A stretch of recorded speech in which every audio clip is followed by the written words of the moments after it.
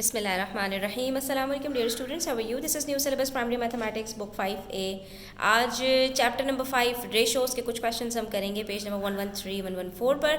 तो वीडियो को एंड तक ज़रूर देखिएगा, अच्छी लगे तो लाइक कमेंट शेयर कीजिएगा। चैनल सब्सक्राइब नहीं किया तो प्लीज़ सब्सक्राइब कर लीजिए। बढ़ते हैं क्वेश्चन नंबर 3 की तरफ। इसमें बेसिकली करना क्या है बच्चों, फाइंड द मिसिंग नंबर्स। आपको कुछ इक्विवेलेंट फ्रैक्शंस दिए गए हैं। हम पहले भी इक्विवेलेंट फ्रैक्शंस के ऊपर वीडियोस बना चुके हैं। इसके अंदर सिंपली ये होता है कि आपने देखना होता है कि एक रेशो के अंदर आपके पास कितने नंबर्स हैं, ठीक है, और उसके बाद हर नंबर को आपने किसी एक नंबर से मल्टीप्लाई करना होता है तो आपके पास उसका इक्विवेलेंट फ्रैक्शन निकल आता है। तो अब इसके अंदर हम किस तरह से इसको सॉल्व कर सकते हैं, हमने सिंपली ये देखना होगा कौन से वो दोनों नंबर्स हैं जो पहले वाले रेशो में भी गिवन है और दूसरे वाले रेशो में भी गिवन है। अब जैसे यहाँ पर मैं देखूँ 2:3 मेरे पास गिवन है, पहला नंबर 2 है और दूसरा नंबर 3 है, तो =2 के बाद दो नंबर्स आएंगे जो इनके इक्विवेलेंट फ्रैक्शन होंगे। अब देखेंगे कि पहला वाला जो रेशो है उसके अकॉर्डिंग, उसके कॉरस्पॉन्डेंस में कौन कौन से हमारे पास नंबर्स गिवन हैं।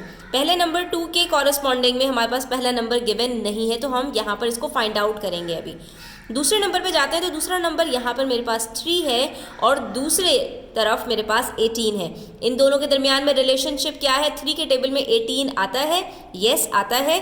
कब आता है? 3 6 are 18, यानी इन दोनों नंबर्स को हमें 6 से मल्टीप्लाई करना है।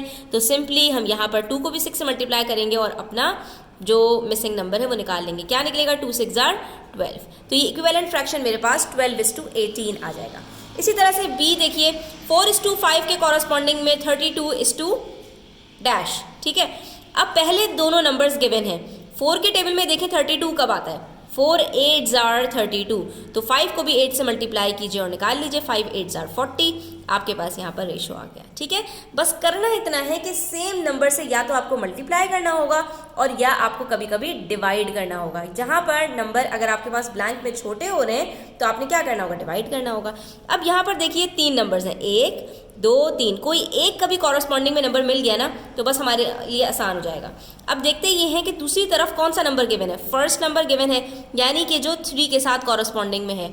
तो हम यहाँ पे क्या करेंगे? इन दोनों का रिलेशन ढूंढेंगे।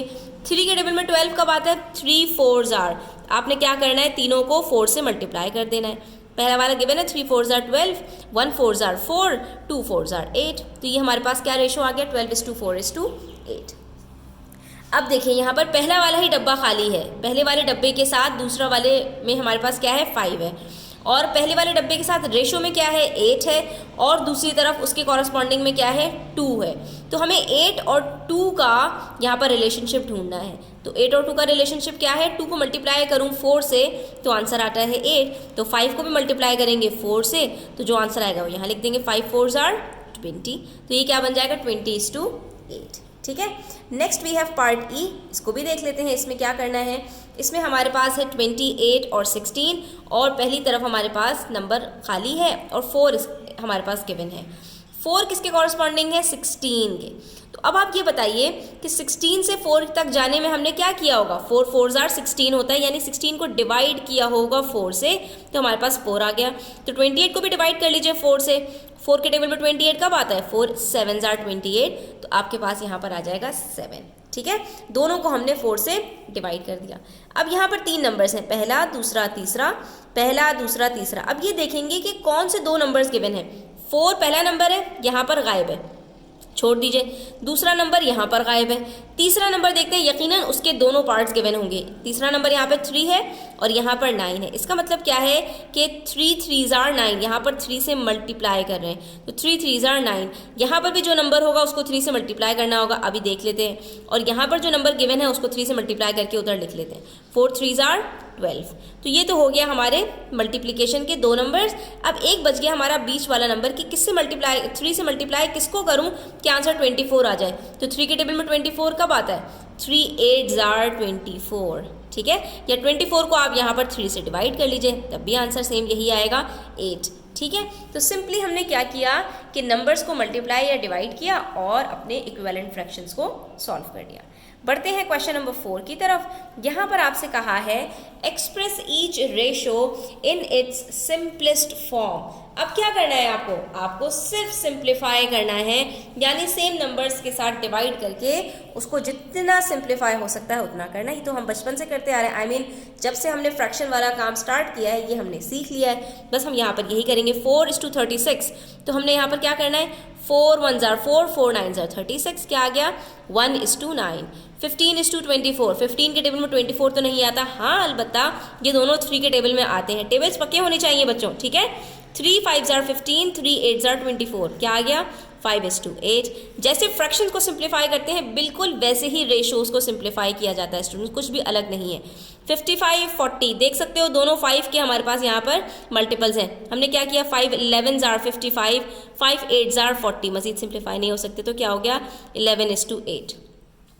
30:180, पहले ही 0 0 से काट दो, क्या बचा 3:18। 3 और 18 मजीद सिंप्लीफाई हो सकते हैं। 3 1s are 3, 3 6s are 18, तो ये क्या बन गया 1:6, ठीक है। सिर्फ थोड़ा सा कॉमन सेंस यूज करना है स्टूडेंट्स। 10:25:5, तीनों 5 के हैं। 5 1s are 5, 5 5s are 25, 5 2s are 10, तो क्या बन गया ये 2:5:1।